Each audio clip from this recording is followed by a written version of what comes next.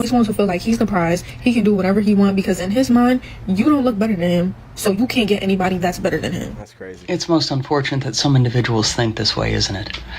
That they're so focused on what the other person in the relationship looks like that they're not focused on what the actual prize is.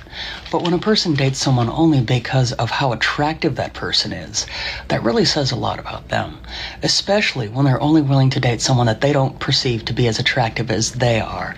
That indicates maybe a lack of self-esteem and a lack of self-confidence, which might mean maybe they're not ready for an actual relationship in the first place, especially if they're focused on who is the prize, because they're missing out on the really critical part of being in a relationship. The relationship itself, when it comes together, is the prize. It's not about either individual separately. It's about how they come together. If the guy looks better than the girl, the relationship is never going to work out.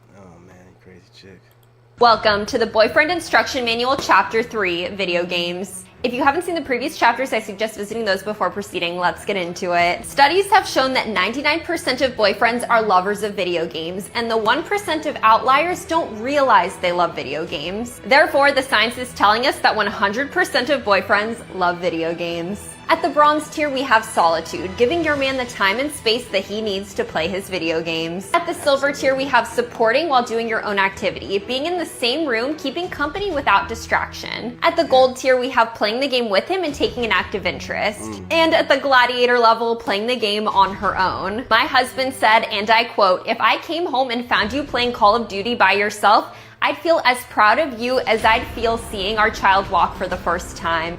Now, I would be remiss if I didn't acknowledge that it is more complex than just a tiered system. I like to think of this as an oscillating circle, moving between solitude, support, and involvement, and moving in either direction. An important aspect of support is being there for him when his game releases get delayed. This can be detrimental to his emotional health, and he'll need you during this time. Your man's gaming preferences can fall into many categories. Feel free to screenshot this for later. For extra credit, familiarize yourself with some gaming developers such as Bethesda and Ubisoft. Specificity is key. If he's a Skyrim lover, try texting him, "As your Argonian maid, I will polish your spear," and see what happens. In conclusion, you do not need to feign interest in your boyfriend's video games, for understanding the appeal is more important than playing the game. It is 100% about understanding their passions. Thanks for watching. Like, follow, and let me know what you want to see next. Welcome to the Boyfriend. Yeah, man. Some of these women are on it and paying attention.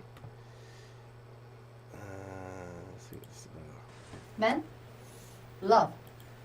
Woman, love money. There it is. Men? There it is, gentlemen. She ain't never lied. If somebody said to me, would you rather be with like a short king who's 5'5" and treats you amazing and loves you, or would you be with a toxic man who's 6'3"? At this point in my life, I would be like, how toxic? Wow. How toxic are we talking? Wow. When you hear something new, by the way, this is how it's always been, guys. If you're constantly going above and beyond and sacrificing